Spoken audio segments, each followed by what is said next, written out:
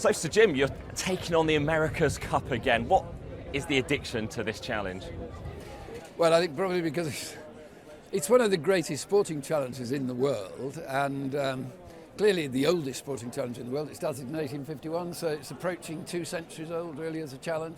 And whilst the UK has won just about every international sporting competition there is in the world, the one and only it has never won has been the sailing one, the America's Cup. You know, we won the rugby, we won the football, the Olympics in Rio, we came second, cricket, what have you, but sailing, of course, which is sort of one you would expect that the UK would have won, because, you know, a lot of our heritage, you know, and history in the UK is sailing. It's the one challenge that we've never brought home, so that's the reason why.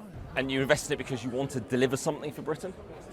Yeah, I mean, it's a good thing to do, I think, and it's just one of the great sporting challenges, and it's always good to take on challenges. You know? But one with the most jeopardy. Sorry, the one with the most jeopardy. I've always said, actually, as a sport, it is the sport with the most jeopardy, because, I mean, from 2 points of view, the jeopardy angle, because you know, it's a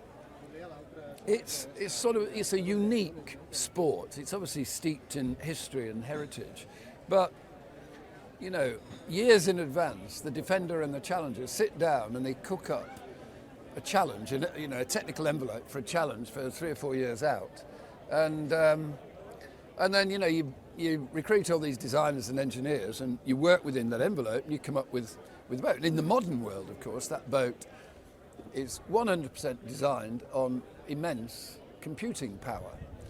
And then you get to the stage where we are at the moment, and you put the boat in the water.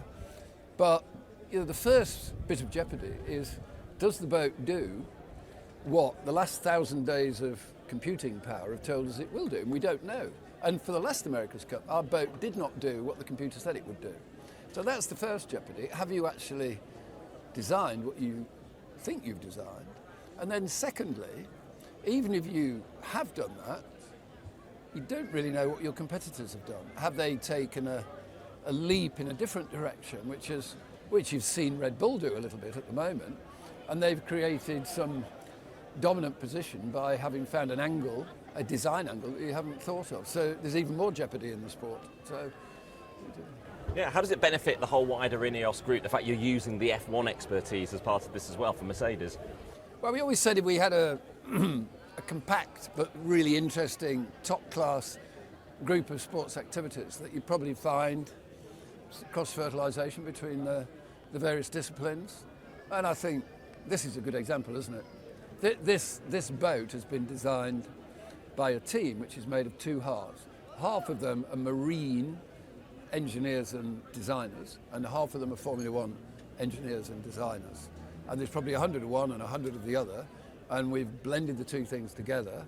And of course you get the benefit of a Formula One team of about 1,000 engineers, actually, because you dip into that pot of experience. And this is the result of that. So you've added this challenge, you've added another football challenge this year. How do you juggle all of these things when you're trying to deliver glory to all the different sporting components of the group? I have to work on a Saturday morning talking to you, Rob. That's how there isn't actually much time left anymore. Yeah. No, there's quite a lot going on, yeah. Yeah, and obviously, you know, we're sitting down 3 months in at Manchester United. It's the first time really since you've got your feet under the table. Are you managing to change the culture there? Well, I think it would be wrong to start talking about football. We could talk about football, of course, but I think it'd be wrong to start talking about football on the American. You know, it's a key day for America's Cup here. You know, it's 1,000 days, and we finally put the boat in the water, and we're going to race in 100 days. 100 days to the race. So today I'm focused not on the football, which I am quite a lot, but today I'm focused on the America's Cup. But they have shown how to win something. You've had the women's team winning a trophy last week. You know, because in other parts of the group you've not had that sporting success recently, have you? That's a trophy for INEOS you've had. Football's another sporting. Manchester United is another sporting challenge, and it's a very, very big one. Obviously, probably one of the biggest ones in the world. But this, I think, for the UK, this is one of the biggest sporting challenges you could find. You know, to win the America's Cup. We're 175 years, nearly 2 centuries. We've never won it. You know, Britannia rules the waves, but we haven't rule these waves. But in terms of then, this is part of INEOS as a wider mission. It obviously needs INEOS to be successful to have the money to invest across all the different sports, doesn't it? We have our group of sports activities. It's not going to grow. We've got our core activities now: sailing, football, cycling, Formula One, and that keeps us busy. And of course, the wider business as well, the core business as well, that's ultimately what allows you to have the fun in sport now, isn't it? I do have to spend quite a lot of my time on the core business, 80% of my time. And you have been asked for public funds for Old Trafford. It's about development, not about the team itself. Are you any more hopeful you're going to get that? There's not been positive noises.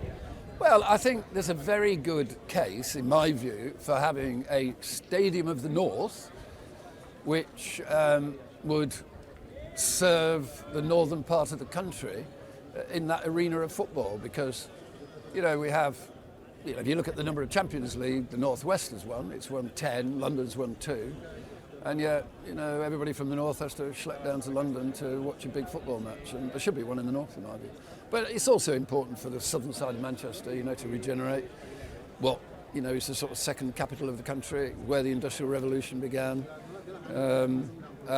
But if you have a regeneration project, you need a nucleus for a regeneration project, and having that world-class stadium there, I think would provide the impetus to regenerate that region.